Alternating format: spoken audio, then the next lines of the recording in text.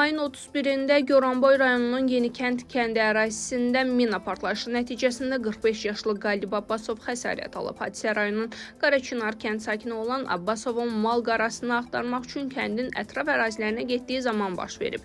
Yaxınlarının bildirdiyinə görə heyvanlar əvvəlcədən ərazidən keçib qaçıblar. Qalib Abbasov isə onların ardınca gedərkən minaya düşüb. Mal qaçıb, Qalib də malın arxasınca qaçanda minaya düşüb. Öldüm, gəlin məni götürün deyə qışqırıb. Yaxınları onu dərhal maşına mindirərək Goranboy rayon mərkəzi xəstəxanasına çatdırıblar. Qohumlarının sözlərinə görə Qalib Abbasov ailəsini dolandırmaq üçün bir neçə baş mal saxlayırmış. Sadəcə uşaqlarını saxlamaq üçün 5-6 baş mal saxlayırdı. Çətinliklə dolanırdı.